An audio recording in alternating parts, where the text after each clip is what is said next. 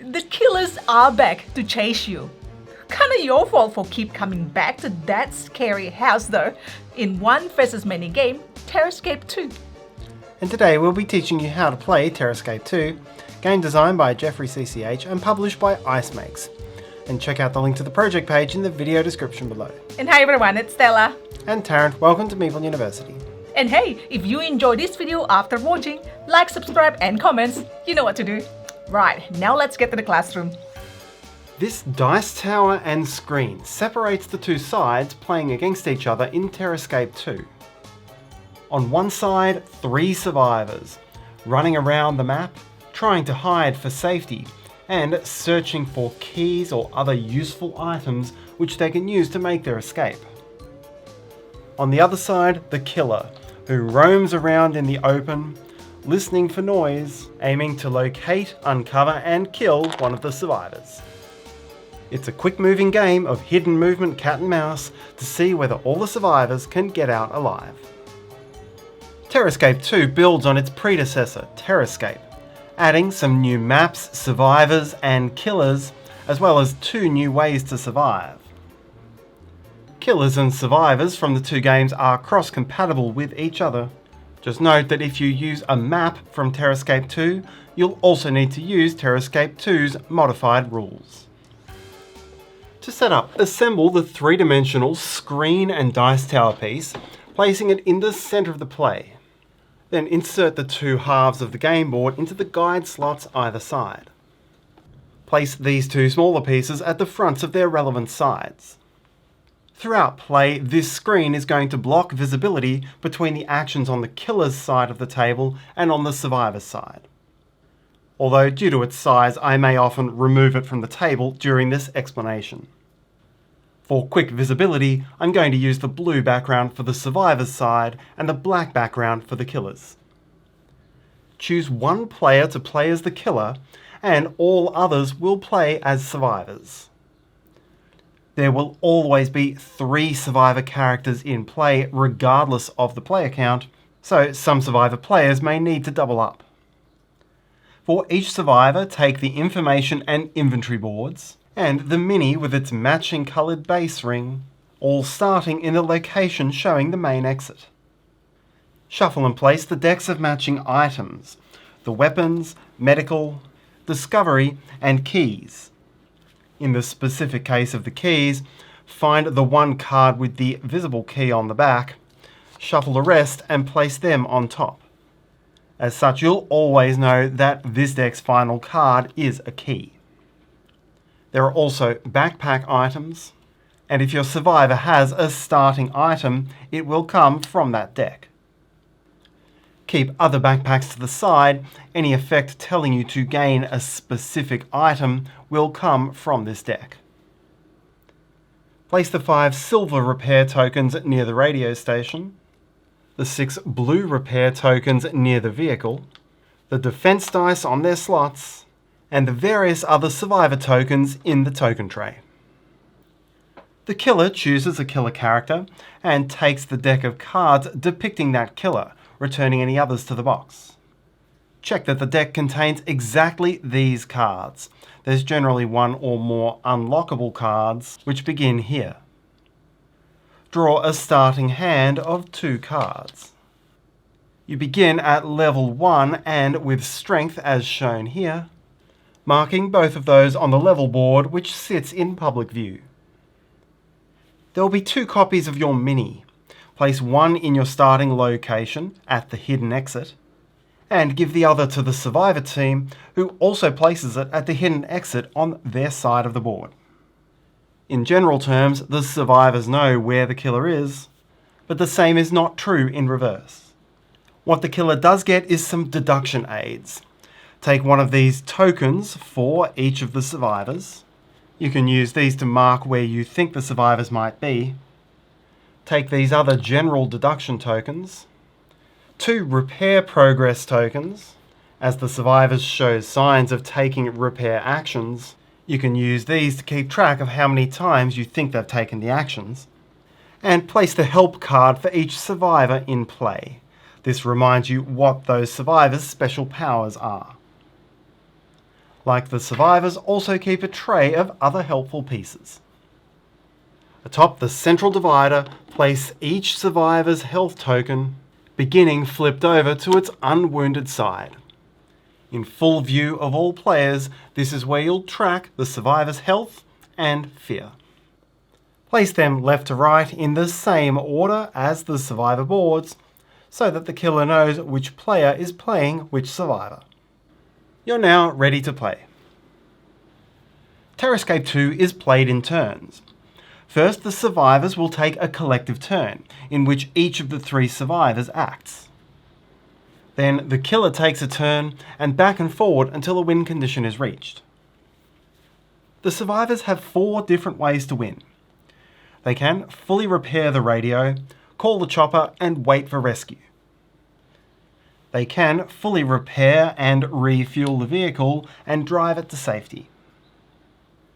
They can search and find a total of 5 keys and escape through the main exit, or through the hidden exit if they also find the secret map.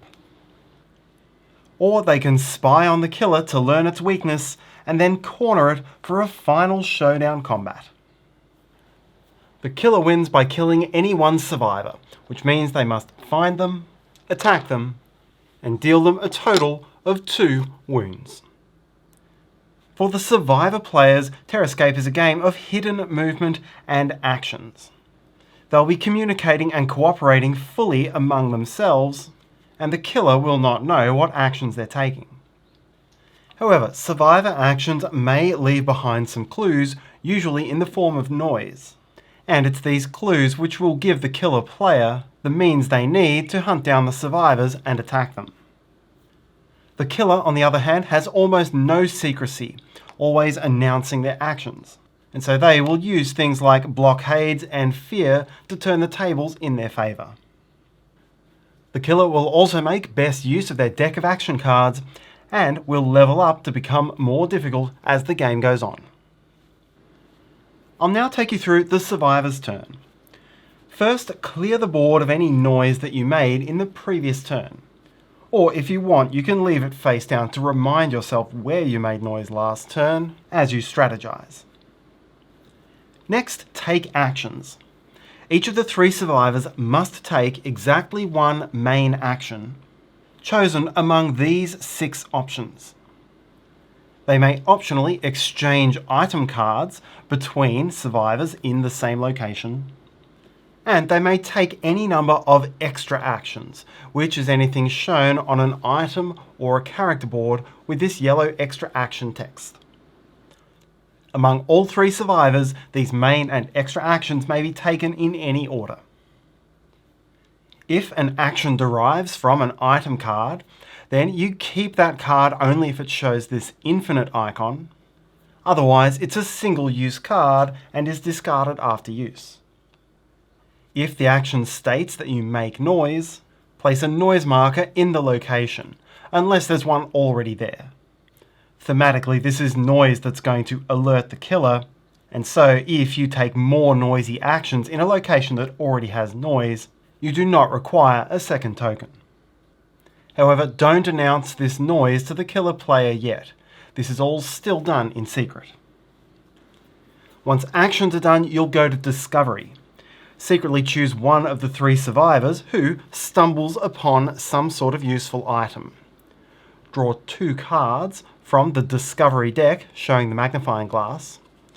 Review them to see whether there's any noise in the top left corner of either card. If there is, add noise to the Discovery player's space before that survivor optionally chooses one of the 2 items to keep, discarding any which weren't. Finally, it's time to communicate noise. Thematically, all of the actions you just took happened simultaneously, and so any noise which occurred is now heard all at once by the killer. Announce out loud each location which now contains noise, and the killer marks them and makes any other deductions they may choose to make. You'll now proceed to the killer's turn. So now I'll take you through the survivor actions, and again, unless otherwise stated, you do not have to share the actions you're taking with the killer player. The first action is move. Move either 1 or 2 locations, each step taking you through an open door, or over a dotted line, or across an orange arrow in the direction of the arrow. As you can see from the drawing, this represents a fall from height. You can jump out the window but can't climb back in. If the killer has blockaded a door, you cannot move through it. If an effect lets you move through secret passages, then a single step takes you straight from passage 1 to 1 or 2 to 2. You can move through or into a space with the killer, and still do not need to announce this. You're moving sneakily and hiding anywhere you go. The second action is remove a blockade. It must be on a door adjoining your location. Remove the token and announce it to the killer, who keeps their side of the board up to date. This also helps them to work out where someone might be. The third action is search. You must be in a location showing one of the 3 search icons, and since you're searching out in the open, you can't be sharing a location with the killer. Draw a single card from the relevant deck, generate noise if there's a noise icon in its top left corner, and add it to an inventory slot. A survivor can hold at most 3 items and must discard down if it gains above. The exception is for a key. After gaining a key and generating noise, declare it and add it to the key rack. They do not take up a slot in the survivor's inventory, and both sides will always know how many keys have been found. The fourth action is repair. You must be at the radio or the vehicle, and again this action is done out in the open so the killer cannot be present. Move 1 repair token from the supply to the space and generate noise. Items may give you variations on this, such as repairing 1 step without noise or repairing multiple steps at once. The fifth action is remove all fear. As we'll see later, killer actions may instill fear in the survivors, and as a survivor's main action, it can take a whole turn to calm down and remove all of its fear. The sixth and final option is special action, and this is to resolve any action showing the blue special action text. The key rule here is that doing one of these actions does use up that survivor's main action for the turn. Be aware that certain special or extra actions may have an icon beside it which restricts where you can take the action. So these repair actions, for example, must naturally be taken in a location with something to repair, while this one here, showing the book, signifies that the action must be taken in the knowledge location, showing that matching icon. You'll also find the mystical and tool icons on the map. A few more useful survivor tips to know. There are some actions and items which target adjacent locations. Here, for example, you're throwing a whiskey bottle to make noise in a location where you aren't. When throwing items, you can throw through a blockade. Think of this as too big to let a human through, but not too big to throw things through. Survivors might find rope, and from either side of an arrow can place a rope token, meaning you can now traverse this in either direction for the rest of the game. The killer never spots the rope, and you don't need to tell the killer player that you've placed it. Some effects resolve on a delay. Here, for example, you'd set the alarm clock, and over 2 rounds it would count down before making a distracting noise. And finally, if you see the cat card in a discovery, discard it and place the cat in your location. You can still keep the other discovery if you want. The cat begins each turn asleep, but as an extra action, a survivor can pet it, flip it awake, move it 1 space, and make noise. Now we'll talk about a killer turn. The killer maintains a hand of cards from their deck, and a lot of killer actions are resolved by playing cards, meaning they're taken from hand, resolved, and discarded.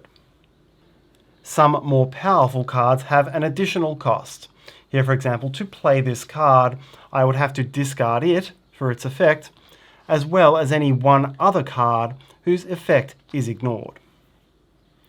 Each card has one or more icons in its lower corner, and this tells you the timing for when you can resolve that card in your turn sequence. The killer's turn sequence has up to 6 steps, although the first 2 are conditional, they resolve only based on what you did on the previous turn. Most standard turns begin in step 3, playing fast cards, during which you can play and resolve any number of fast cards from your hand. Step 4 is effectively your main action step, and you have 2 options.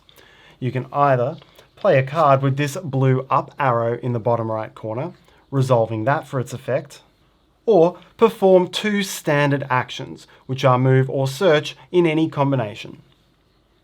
As your 5th step, you can play a single slow card for its effect, and then to finish your turn in step 6, draw 3 cards from your deck to your hand. Your hand limit is 5, and if when drawing you exceed your hand limit, then the most recently drawn cards above that limit must be discarded immediately. And if your deck ever runs out but you still need to draw a card, then you level up. Resolve the level up ability for the next level. Here it's gaining 1 strength. Then shuffle your discard pile to form a new draw deck and continue drawing. When you unlock a more powerful card through leveling up, add it to your hand, discarding the card of your choice before you do the reshuffle. Through any step of your turn, you may encounter a survivor, which occurs when you reach them, search for them, and attack them. Whether success or fail, resolving an encounter always ends the action steps of your turn, so regardless of which step you had the encounter in, you'll thereafter immediately jump to step 6 of your turn. So now let's look at all the different killer actions. And remember that unless otherwise stated, you must always declare exactly what you're doing on every action. First is move. This lets you move 1 location across a dotted line, through an open door, or through a blockaded door if you destroy the blockade. You can move against the direction of an arrow by discarding any card from hand, and can't use or benefit from the survivor's rope. You can block. Place a block token over any one door adjacent to your location, and the survivors keep their board updated as well. You can instill fear. Add a fear token to each targeted survivor. Here, for example, it's all survivors in your colour zone, which could be red, blue, or green. And so here, each survivor in green would have to declare their zone, but not their location, and add 1 fear on the central screen. If a survivor were ever to gain a 3rd fear, they would instead immediately make noise, thereby positively revealing their current location.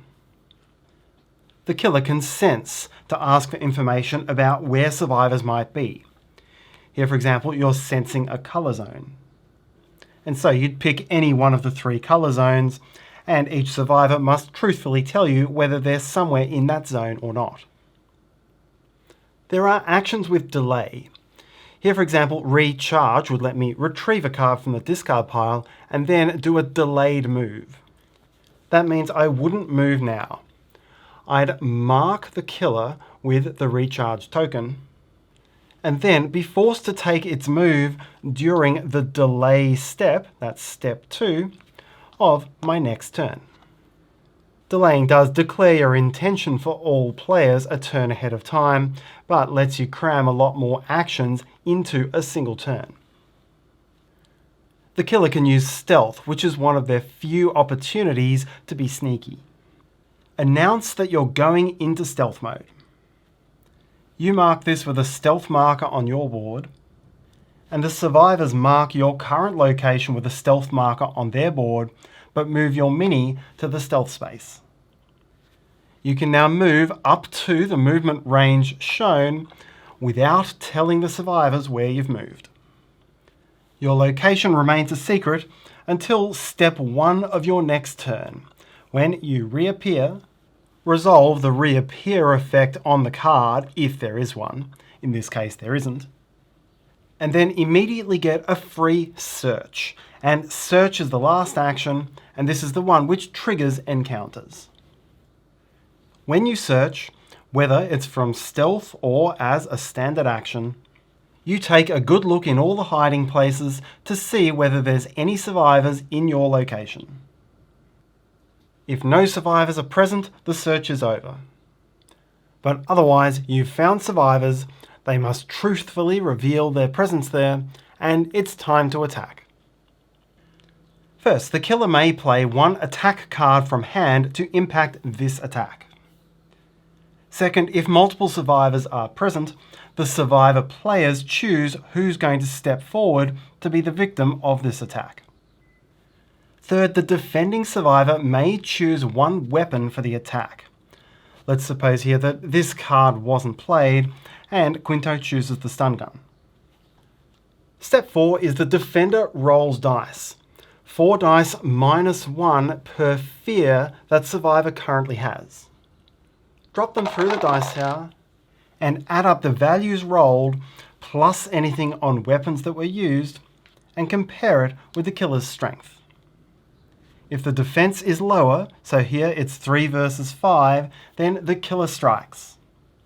Flip the survivor's token from the healthy side to the injured side, or if already injured, then the survivor is dead and the killer wins the game. If the game's not over, and there are more survivors in the location yet to be attacked, then repeat the whole sequence for the next survivor. If the defense roll is equal or greater than the killer's strength, the attack fails and the killer discards 2 cards from the top of their deck, bringing them closer to their next level up. The encounter ends after the first unsuccessful attack or after all survivors have been damaged. Each survivor in the encounter gets the chance to flee and hide, moving either 0 or 1 spaces, without revealing their destination, and the killer goes to step 6 of their turn. There are 4 ways for the survivors to win the game. The first is to find 5 keys and escape. There are exactly 5 keys in the key deck, as well as 2 in the discovery deck. Every key that's found goes immediately in the key rack for all to see, and once all 5 are found, there are 2 ways to escape. The first is to begin a survivor turn with all 3 survivors at the main exit. The second, if any one player has found and is holding the secret map from the discovery deck, is for all 3 survivors to begin a survivor turn at the hidden exit. It takes a long time to open 5 locks. You will have to gather there in your previous turn and survive 1 more turn to escape at the start of your next turn. The second way to win is escape by vehicle. Across the course of the game, you must take 6 steps of repair at the vehicle's space and refuel the vehicle by finding fuel in the discovery deck and using its special refuel action. You can do these in any order, but once they're all done, you must reveal it to the killer, since the running vehicle makes an unmistakable noise. Then, as was the case for the keys, all survivors must begin a survivor turn in the vehicle's location to escape. The third way to win is call for rescue. Across the course of the game, you must take 5 steps of repair at the radio. And as soon as the 5th step is complete, you put out the signal. Place the helicopter token on step 5 of this public track. At the start of each subsequent survivor turn, move the helicopter 1 space along the track. And if you can survive until it reaches this space, then at the start of that turn, the helicopter arrives, takes out the killer, and gets all survivors to freedom wherever they are on the map.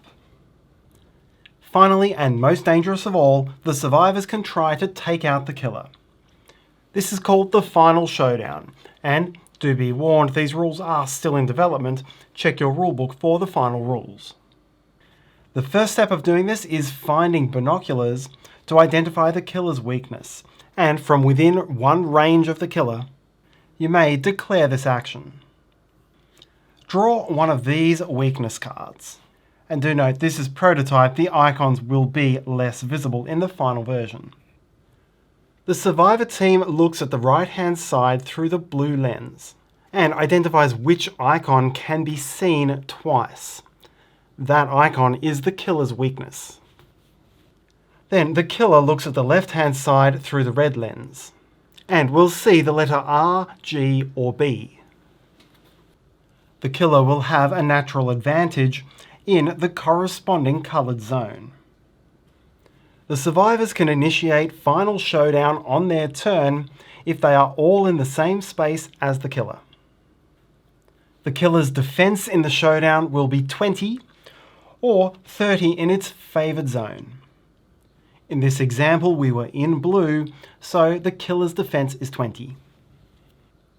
For each item held by a survivor that has the weakness icon, you deal 3 damage, so that's 6 damage towards the target of 20. Each survivor now gets a single attack, using 1 weapon and rolling dice equal to 4 minus 1 per fear. If the combined sum of all 3 survivors' die rolls, weapons, and weakness icons meets or exceeds the killer's defense, then the killer is slain and the survivors win.